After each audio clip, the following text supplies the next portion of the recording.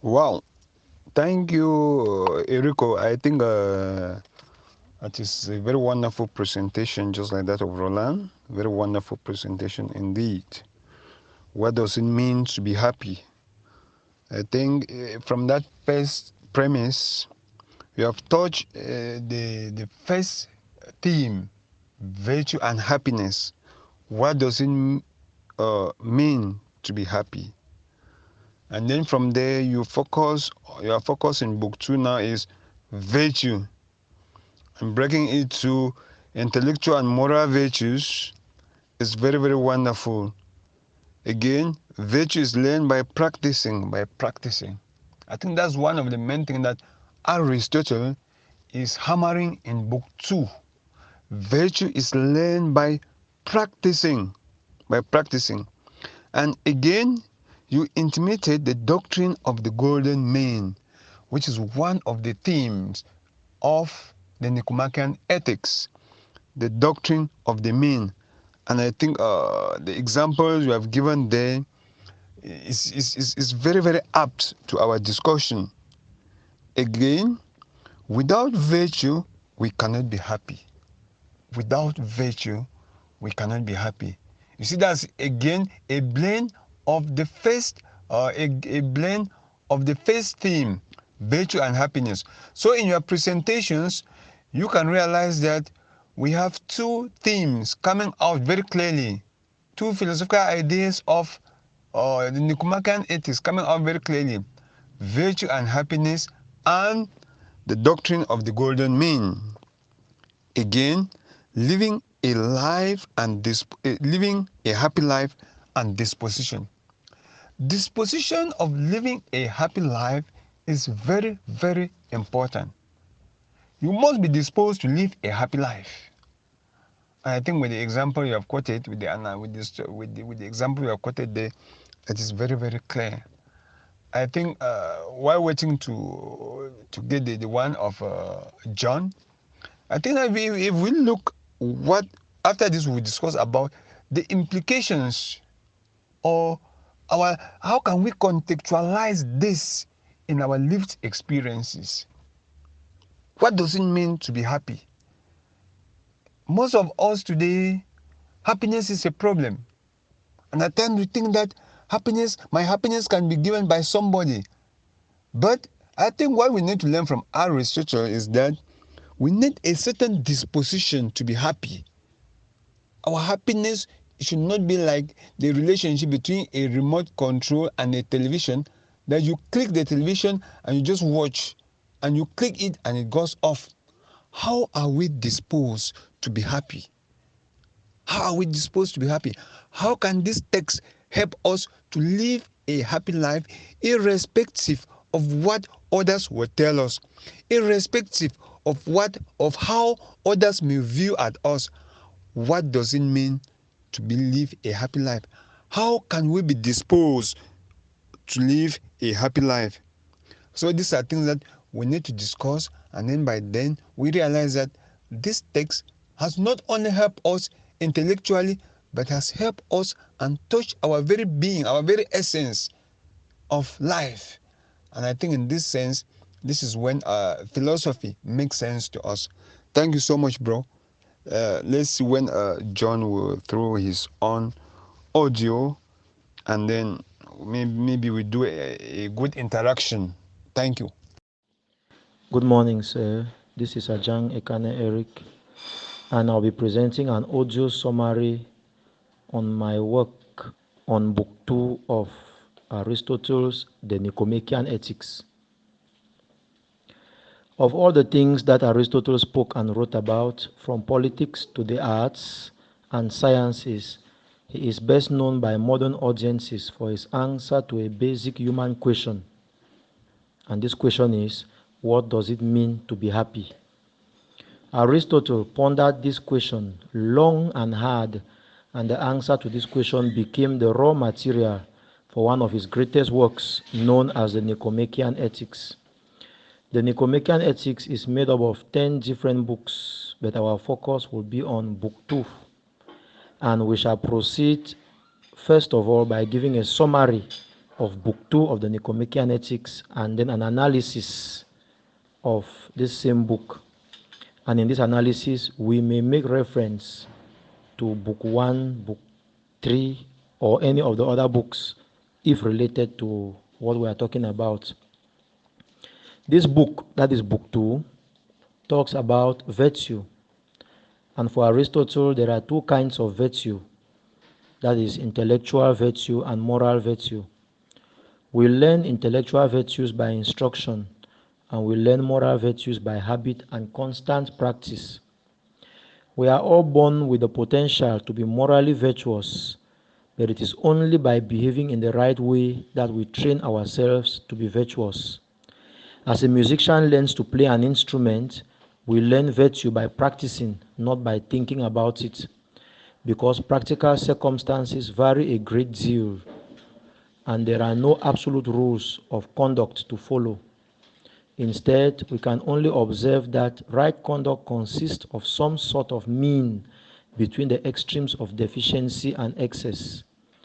For instance, courage consists in finding a mean between the extremes of cowardice and rashness, though the appropriate amount of courage varies from one situation to another. Aristotle suggests three practical rules of conduct. First, to avoid the extreme, that is farther from the mean. Second, notice what errors we are particularly susceptible to and avoid them diligently. And third, to be wary of pleasure as it often impedes our judgment. Without virtue, we cannot be happy. This is now an analysis of Book 2. Without virtue, we cannot be happy, though possessing virtue does not in itself guarantee happiness. In Book 1, Chapter 8, Aristotle points out that those who win honors at the Olympic Games are not necessarily the strongest people present, but rather the strongest people who actually compete. Perhaps one of the spectators is stronger than all of the competitors, but this spectator has no right to win honors because he hasn't participated. Similarly, a person might have a virtuous disposition but will not lead a happy life unless he or she acts according to this disposition. It may seem odd to us that Aristotle at no point argues for what dispositions should be considered virtuous, and which should be considered vicious. The need for justification seems even more pressing in the modern world, where our views on virtue and vice may not entirely agree with Aristotle's. However, it is not Aristotle's intention to convince us of what is virtuous, and he differs from most modern moral philosophers in placing very little emphasis on rational argument in moral development. Instead, as he argues at the beginning of Book 2, learning virtue is a matter of habit and proper training. We do not become courageous by learning why courage is preferable to cowardice or rashness, but rather by being trained to be courageous. Only when we have learned to be instinctively courageous can we rightly arrive at any reasoned approval of courage. Thank you for your kind attention. Once more, good morning to everyone, especially to Father Peter Tarkov, our head of department, Madam Anne, Roland, John, and Eric. Good morning. This is our last class of the Nicomachean Ethics, the text of our consideration, author Aristotle. Like we said last class, today we are going to have presentations, and just like what Roland has done, you give your presentations in a video, in an audio that we can listen to. We share the ideas, and then you also give what you have written so that I will do the gradings on that. Now, last week we discuss a thematic approach of the Nicomachean ethics. In other words, we discuss the philosophical ideas or the main themes treated in this work or in this text. And these themes, like we highlighted last week, we had virtue and happiness, we had moral education, we had the doctrine of the golden mean, we had the unity of virtues, we had the importance of friendship, and the life of contemplation.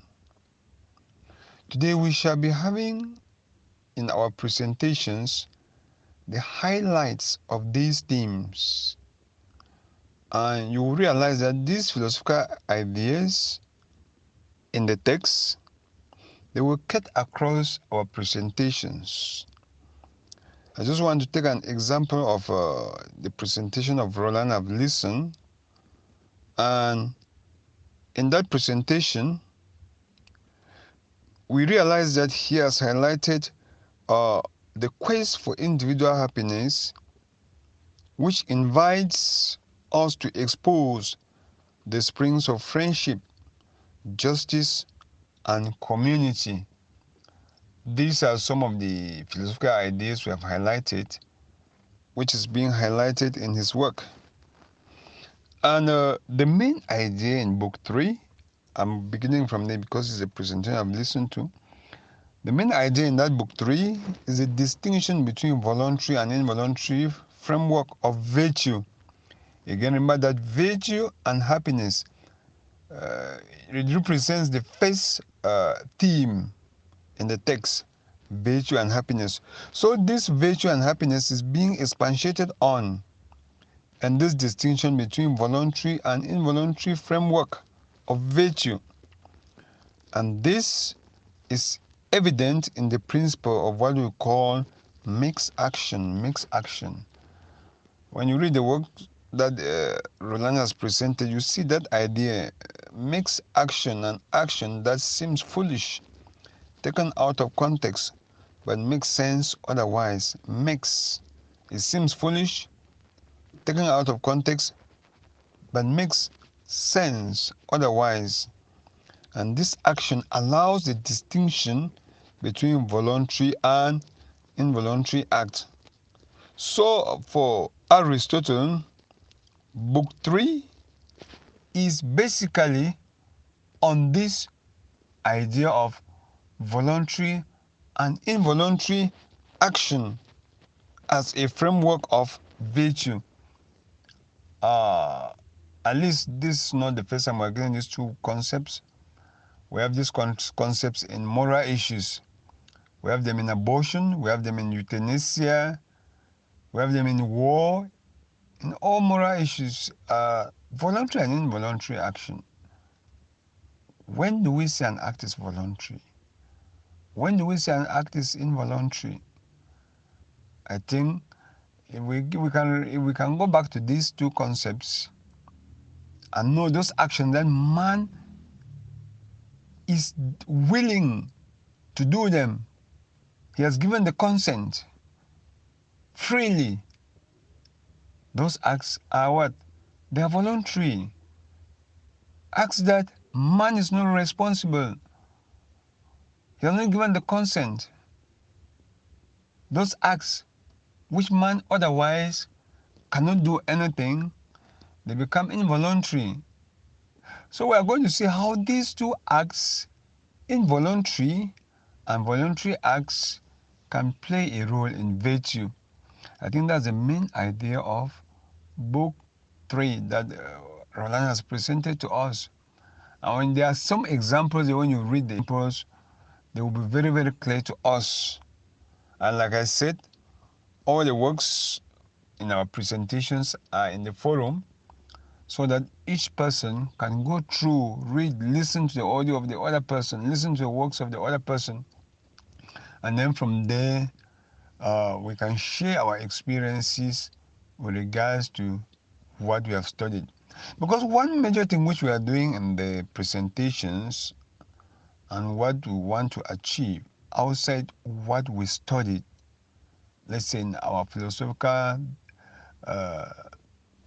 when we were doing philosophy is that let all our presentations, let all the knowledge that we gain today be linked to our lived experiences. Let them not be Platonic. Let them not remain in the world of forms, but we'll make them Aristotelian by bringing them down to earth in our concrete examples or in our concrete lives. We bring them back in our concrete lives. So each presentation that we have, let us have a reflection, one, in our lived experiences. Is what Aristotle propounding for us, does it have a place in our concrete lives? How can it help us? It is only in this way that we can say that we have gone outside of the text. We must go out of the text by linking it to our concrete situations. And this is when it will make meaning to us. This is when philosophy will make meaning to us. If it remains only Platonic, we'll always be accused of being utopic in our thinking. And this is what we are trying to deconstruct and then to make it lively. I think what we do in the university now is what makes philosophy lively is that we bring those ideas in context, we bring them in concrete situations. We bring them in concrete situations. We bring them in our lived experiences. We highlight them from our world or in our world of cultures, and we see how they are lived in our world of cultures. And this way we realize that we are doing what we call the PBL approach, problem-based learning. We're contextualizing it, and we are not only remaining in the world of forms, but we'll come down, so that it can make meaning to us, it can make sense to us. So what we have today is more or less interactions.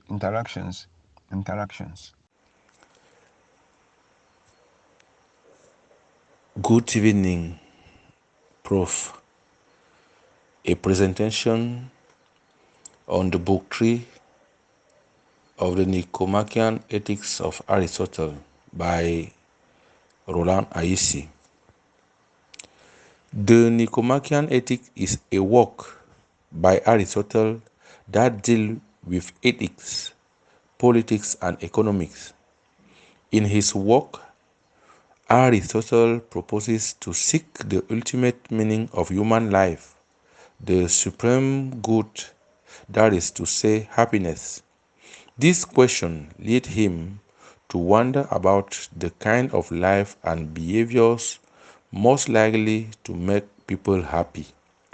According to him, ethical reflection belongs to political science, which has virtue as its object.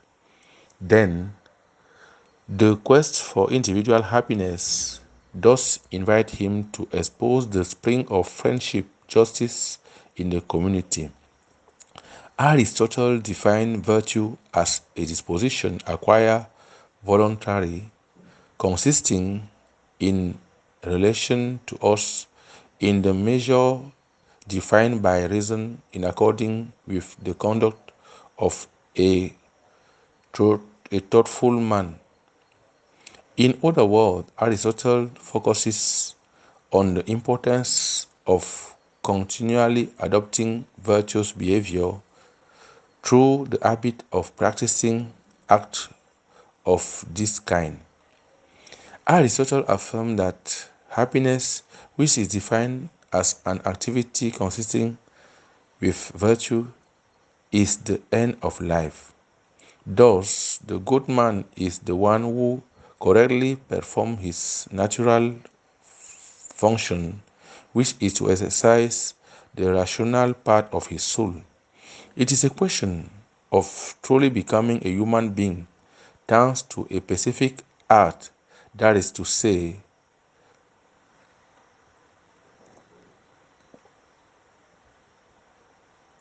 of developing what it may make it possible to recognize me as part of the community of human beings. However, Virtue is what defines man as a man and not as a carpenter or musician. In Book 3, which is the focus of the following presentation, Aristotle makes a clear distinction between the voluntary and the involuntary within the framework of virtue, since one can imply a positive or negative judgment and allow the legislator to distinguish reward and punishment. He therefore takes the example of a situation in which we have to do an unwanted action to save the life of our family threatened by a tyrant, because he wants to show that when we do an act for fear of the consequences, if it is not achieved, one can ask the question of the voluntary nature of the action. This leads him to another example, that of the boat caught in the middle of a storm, and whose cargo is thrown overboard. Through this example, he introduces the principle of mixed action, an action that seems foolish taken out of context but makes sense otherwise. This action allows the distinction voluntary and involuntary acts. It is therefore necessary to refer to the moment when the action occurs. According to him, mixed action can give rise to praise, experience suffering to access advantage, but also to blame, committing thankless acts to reap none or a small advantage. It can also give rise to indulgence when one performs an act which one should not perform, but which one could not do otherwise because human strength is exceeded. One is forced to perform this action to avoid the worst. He adds that the hardest thing is not to choose which action to exercise or what pain we are going to undergo in view of what advantage, that the difficulty remains in the persistence of our action. Action expected to be performed turn out to be painful and shameful when compelled to do so. For Aristotle, involuntary action can become voluntary at such a time when we begin to consider its advantage. Action gives rise to particular things, but one cannot always know which thing to choose because action is made up of particular acts which can change the thing. He then talks about pleasant and noble things. They act outside of us and are therefore supposed to be false because these things are satisfactions that we always seek through our action. It is then necessary to consider oneself as seduced by this thing, and that the good action depends on me and not on external thing, just like the shameful act which have nothing to do with the constraining force of pleasure. The force act does not in any way depend on us who does undergo the constraint. For instance, an act done out of ignorance is necessarily not voluntary, but not always involuntary. It is involuntary and has act involuntarily only if the actor of the action feel repentance. But if he feels nothing or satisfaction, it is an involuntary act. Aristotle then makes a distinction between acting out of ignorance and in ignorance. Then he takes the example of the drunken man, then ang- the drunken man and the angry man whose cause is drunkenness and not ignorance. He uses this example to affirm that one act out of ignorance when this ignorance is the cause of the action, but in ignorance when something which causes the ignorance is the cause of the action. Moreover, Aristotle demonstrates that an action whose author ignores the benefit is not involuntary.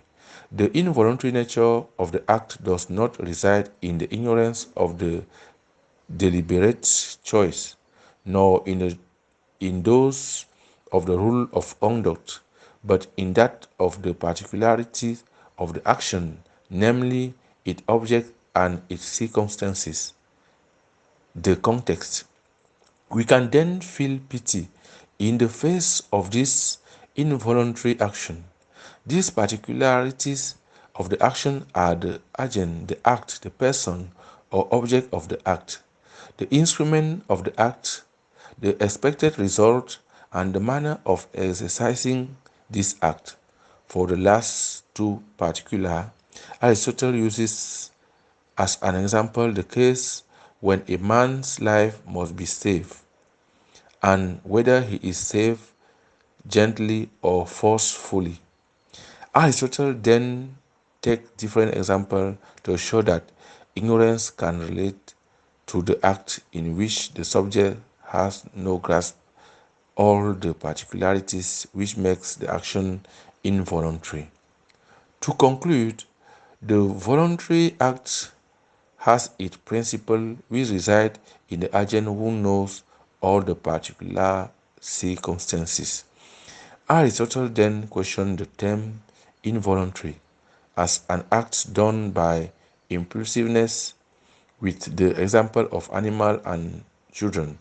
He concluded that they constantly act against their will because they cannot deliberate and do not have a self-control. They cannot choose their desires. He then asks whether good deeds are done voluntarily and bad deeds unintentionally, or if impulsive acts are purely voluntary. He then argued that the things we have to force ourselves to desire are not involuntary. Sometimes we have to get carried away and therefore act in ignorance, and sometimes by attracted be attracted by things that seem indispensable or even vital, with the example of study and health. He then said that error made by calculation and by impulse have no difference since they must in any case be avoided if the involuntary act causes affliction, and that in both cases the errors belong to man. But then it seems illogical to call this involuntary because it depends on the man. Thank you for your kind listening. Good day, sir. Good day, dear teachers. Good day, everyone. I begin by apologizing for being the last person to fill in with my assignment. We'll be talking today on the Nicomachean Ethics of Aristotle. My assignment is to focus on Book 1 of his Nicomachean Ethics. So, briefly, Book 1 has as a major theme happiness, and it is subdivided into 13 chapters. Chapter 1 ends and goods, then the highest good and political science, the method of political science, common beliefs, the three lives, the Platonic form of the good, an account of human good, defense of the account of the good. How is happiness achieved? Can we be happy? That's chapter 10. Can we be happy during our lifetime? Then Aristotle goes on in chapter 11 to talk about how happiness can be affected after one's death. Chapter 12, praise and honor, and chapter 13, he kind of talks on the virtues. So I'll be giving a summary, like I already said, of book 1. To begin with, we realize that humans, and that's our nature from birth, we begin to seek something. There's always that pursuit of something.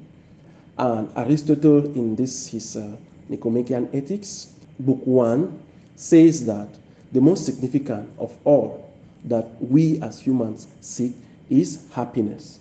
However, we should understand that what constitutes happiness is disputable. Ordinary people identify happiness with the obvious and visible goods, such as maybe wealth or honor. Likewise, many philosophers have different definitions of happiness.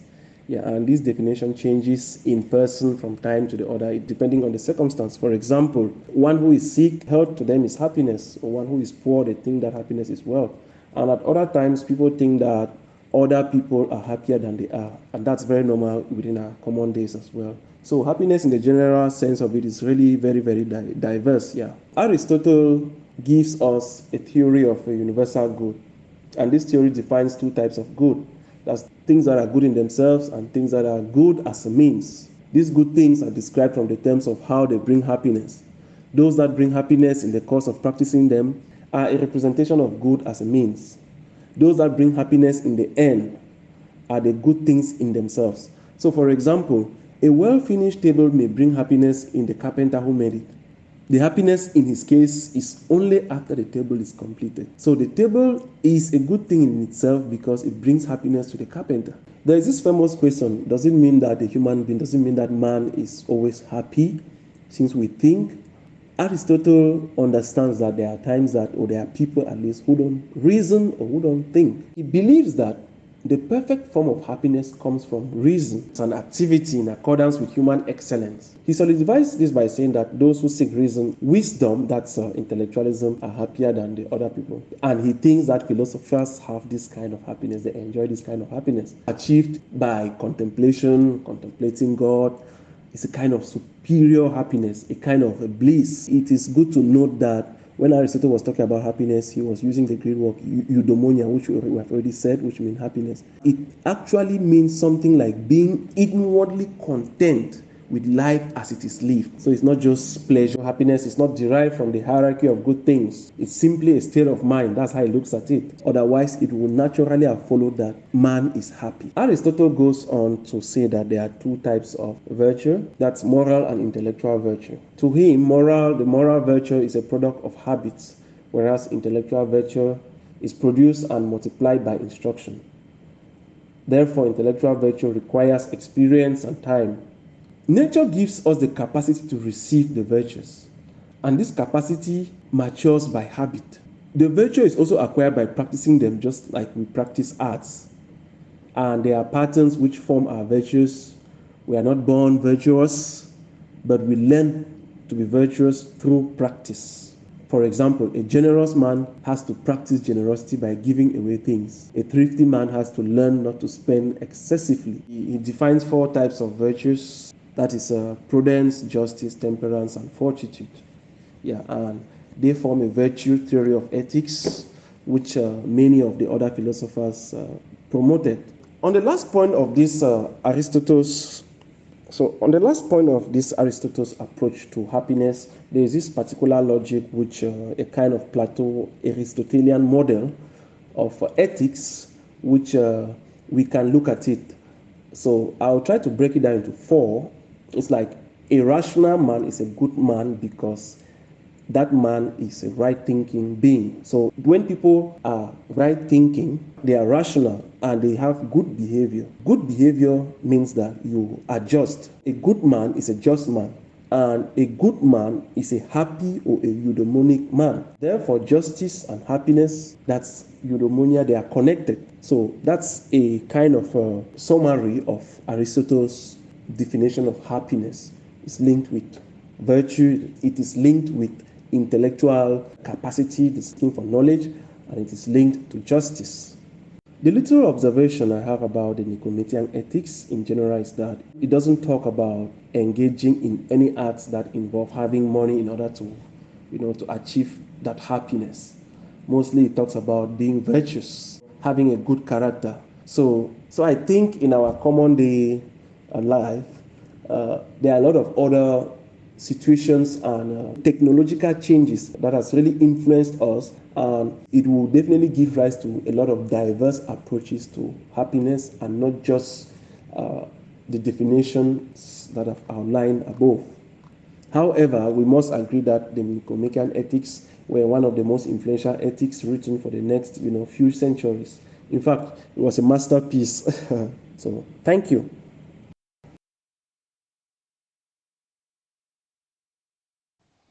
Sorry, my dear brothers, for the mix-up. Let me give an audio mail. Then from there, maybe John can come out with a Zoom, and then we can discuss. Let me take us back to what I started from the onset. I started by saying that the text of Aristotle, we are dealing with that text. First, who was Aristotle? And we say Aristotle was a Greek philosopher during the classical period in ancient Greece. And we know that if we want to follow by the division which we have in ancient philosophy, we know that ancient philosophy is divided into three periods. We have the pre-Socratics, we have the Socratics, and we have the post-Socratic. Therefore, Aristotle is a post-Socratic philosopher. And we know his relationship with Plato in the academy was one in which Aristotle was a student of Plato. He assisted Plato in the academy, and when Plato died and there was an infighting as to who was going to take over from the academy, the family of Plato had to shift Aristotle away, and his nephew, that's a nephew of Plato, Speusippus, took over the academy. It was from this, or it was in this line, or it is in this line that Aristotle decided to step out and form his own school of philosophy known as the Lyceum.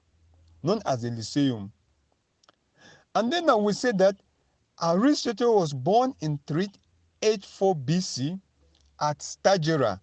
Stagira is a region in Greece, and he was a Stagirite. And he died in 322 BC at Ebao Island, which is also in Greece. And his spouse was Pythias. Now, he was influenced by Plato, as we have seen his relationship with Plato in the academy. He was influenced by Plato, by Socrates, by Pythagoras, by Democritus, by Epicurus, Hippocrates, and Heraclitus. These are the philosophers who influenced Aristotle in his philosophy. Again, Aristotle also influenced other philosophers in philosophy. He influenced Immanuel Kant, René Descartes, Nicolaus Copernicus, Thomas Hobbes, and Ibn Sina. These are the people he influenced in philosophy. Now, what was the philosophical era of Aristotle? The philosophical era was one, ancient philosophy. That was his philosophical era at the level of ancient philosophy. And again, he was a pre-Socratic with Plato. And the third philosophical era was the peripatetic school of philosophy. I explained that the peripatetic school of philosophy was a teaching method whereby students did not sit in class formally, like a student will sit in class, listen to lectures, get the teacher talking, and then get his notes. No, the students used to sit in class the teacher used to take the student out of class, and they sit outside, and the teacher just give lectures orally. This was the same method that we are referring to as a peripatetic school, whereby Aristotle, Plato, ancient philosophers, they used to move while teaching, and the pupils or students used to follow them and to take lectures. And Plato described it as teaching in ambulation. Now, who were the notable students of this great philosopher we are studying?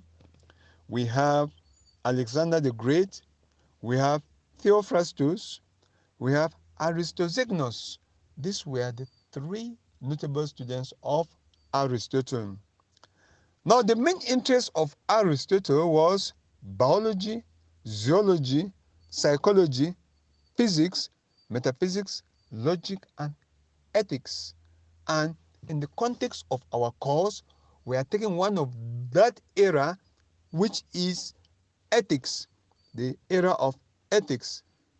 And therefore, our interest in the course is on his ethics. And our text is the Nicomachean Ethics. Google will tell us that 82% of 82% like this book. That's Google users will tell us that 82% like this book, the Nicomachean Ethics. And again, we say that the Nicomachean Ethics is his best work, is Aristotle's best work on ethics. And what is ethics? The science of the good for human life, which is the goal or aim at which all our actions are aimed at. Therefore, the aim of inquiring is political science, politics, politicus, the police, the states. And therefore, if our behavior is to be examined or are to be examined, they are to be examined in the state when we live and interact with one another in the polis, in the states. Again, we say that the author of this text is Aristotle, and the original language is Greek. Now, what is the Nicomachean Ethics according to Aristotle? What is this text all about? The Greek philosopher Aristotle stated that the contemplative life consists of the soul's participation in the eternal. The soul's participation in the eternal. Remember that I took time here to explain that the eternal here, when we liken it to medieval philosophy, the eternal is linked or is likened or analogously linked to heaven. But in ancient philosophy, it was not heaven. We remember that the medieval philosophers, the Christian philosophers, they had to borrow some concepts from pagan philosophy. And in this light, we remember that Plato uh, gave an insight to St. Augustine's philosophy and Aristotle to St. Thomas Aquinas' philosophy. So from this concept, we can know the concept of the eternal is a concept borrowed analogically to mean things of heaven in Christian philosophy. And therefore now, what we are saying here is that according to Aristotle, the contemplative life consists of the soul's participation in the eternal through the union between the soul's rational faculty and the nous that imparts intelligibility to the cosmos. And therefore, what we mean here is this: if we are to contemplate the eternal, what do we need? What is the assistance of the Nicomachean Ethics? The Nicomachean Ethics is telling us that we must be guided by actions, by good actions. Good actions. And from these good actions now, we know that it's taking us back to morality, taking us back to the next question: what is the main focus of the Nicomachean Ethics? The main focus, according to Aristotle, is moral responsibility. If we are to follow things of the eternal, if we are to see things of the eternal, we must be morally responsible. And in this text, Aristotle notes that for us to be morally responsible, we must have been acting voluntarily, knowingly. In particular, two elements must be true.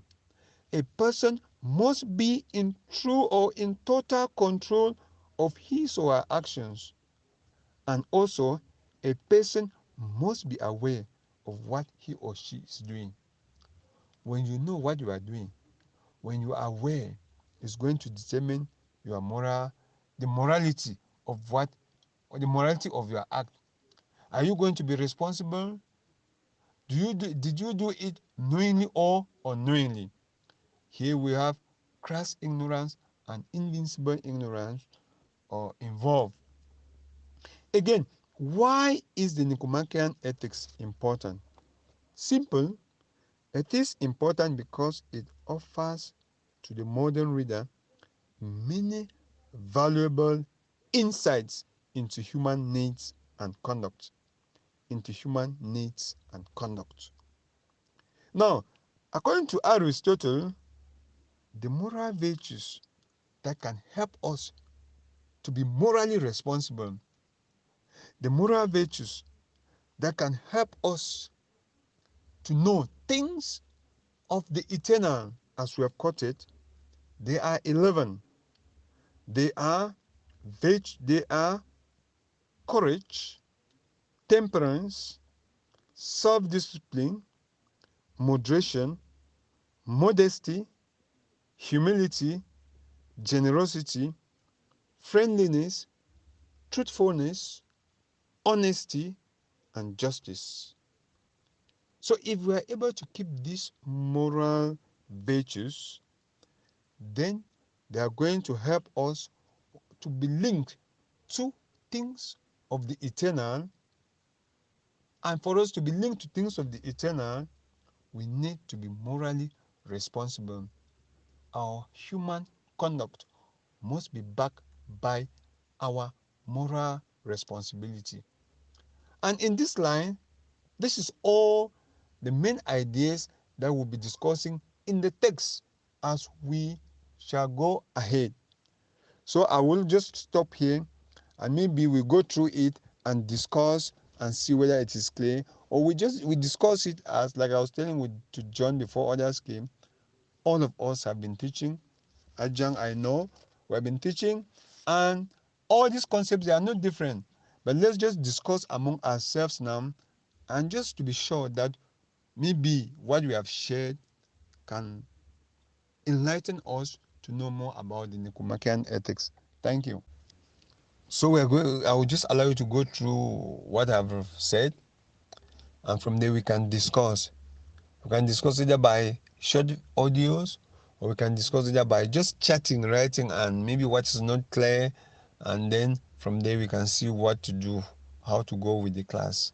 If we were to have a network to have a Zoom discussion, it could have been wonderful. But let's see how this will take us to. Again, when you go back to the topics I shared, you see from book 1 where John is taking is happiness. So all our discussion here will be on happiness, and that is the main discussion on the Nicomachean Ethics, the virtue of happiness. And like I said, there is something which we have in the Catholic University, PBL, problem-based learning, implying that what we are learning from Aristotle, the text, his understanding of happiness, is not something theoretical. We should see how it affects our life, how it affects our relationship with ourselves and with others. Are we responsible for our happiness? Do we give ourselves happiness? Do we make others happy? If we are able to answer these questions with a true reflection of what we have heard from Aristotle, then we are going to realize that our concept of happiness here is not theoretical. It is something practical. It is something that we should live on. It is something that it should be a problem-based learning that we are seeing how we can practicalize it, how we are living it.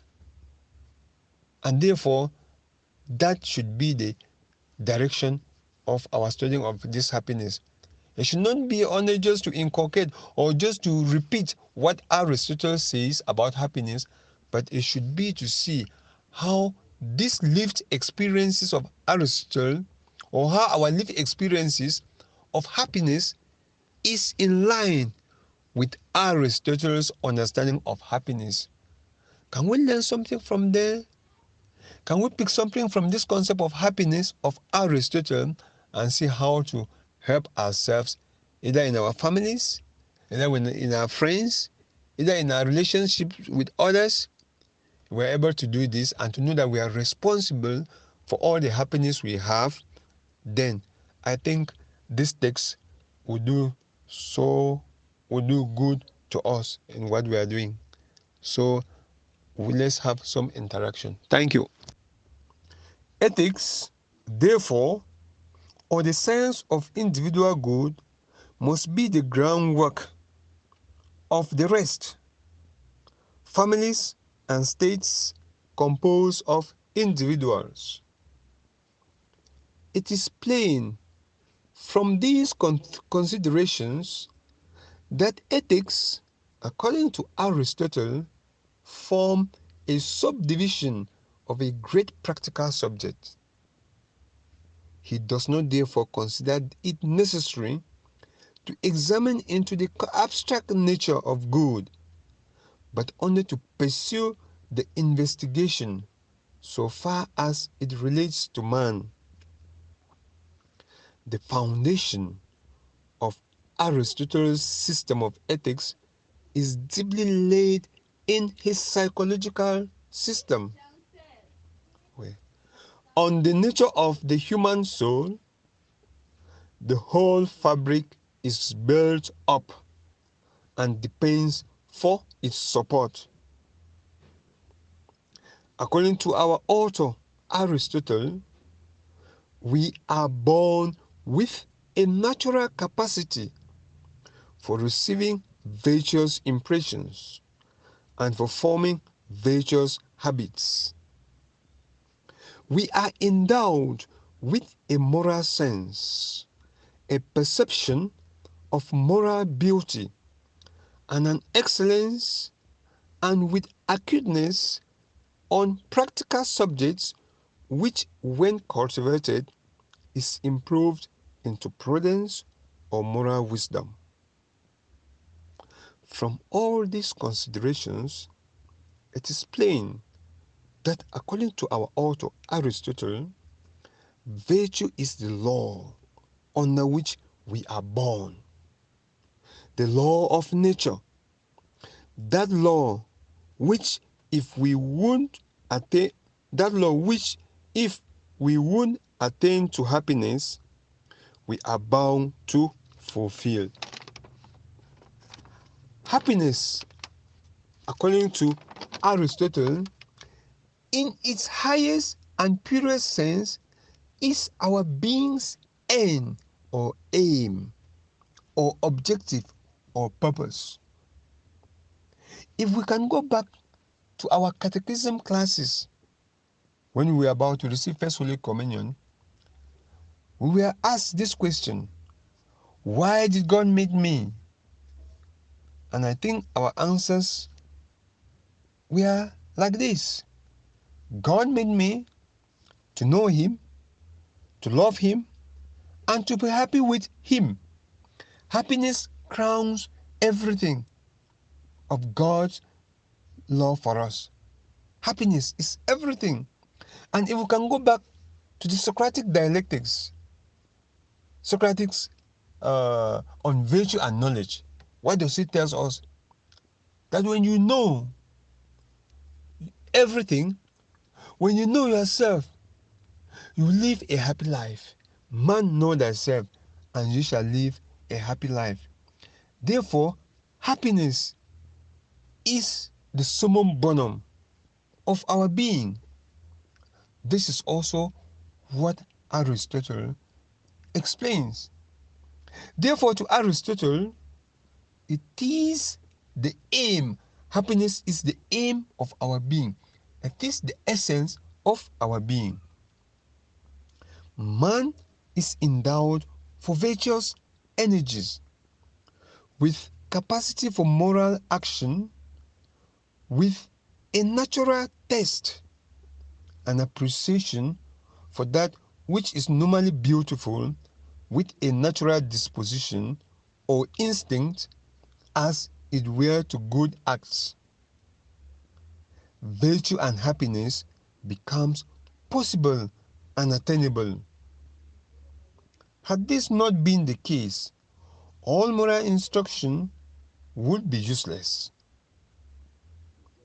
By repeated acts, habits are formed, either of virtue or vice, and therefore for this whole character, when formed, as for each act which contributes to its formation, man is responsible. Man is responsible for his acts. Remember, acts of man and moral acts, or acts of man and acts that man are responsible, or say acts of man and human acts. So in the line of Aristotle, we are responsible for what we do. And what we do, which gives us happiness, is what should be our objective. So this is his understanding of happiness. What we are tackling in this analytical discussion is the virtue of happiness as one of the virtues of ethics that his philosophy is hinged on. His philosophy on the Nicomachean Ethics is built on. Now, again, we say that the original language of this text is Greek. The original language is Greek. And being Greek, the translator was R.W. Browning. That was the translator, and he holds an MA and PhD degrees from Fellow of King's College London and Canon of Words in philosophy. The text proper, the publishing house, is in London. George Bell and Sons, New York Street, Covent Garden, 1889. It was printed by William Clowes and Sons, Limited, Stamford Street and Charing Cross. To the reader, the translator reiterates that every passage from the text, however, has been in all cases carefully compared with the original. The text generally followed has been that of Cantwell, but Becker's has been also consulted and his readings adopted where they appeared preferable. The notes are partly original and partly selected. Again, the translator has just given the necessary to the reader, the subject intelligible, and to explain or illustrate such difficulties as were incapable of being removed by the student. What we mean here is that the translator has not gone line by line to tell us what this text is, but he has given to the reader the necessary subject intelligible and to explain or illustrate such difficulties as were incapable of being removed by the student. Now, the analytical introduction of the text. The analytical introduction of the text. Ethics, according to the theory of Aristotle, form but a subdivision of the great and comprehensive science of politics. Man is a political or social being. That science, therefore, which professes to investigate the subject of human good, study the nature of man, not only as an individual, but also in his relation to his fellows, as a member of a family, member of a state, member of a political family. Aristotle, therefore, following out this view, divides politics into three parts: ethics, economics, and politics. Good morning to Father Peter, our head of department. Good morning to Madame Anne, our executive assistant. Good morning to everyone.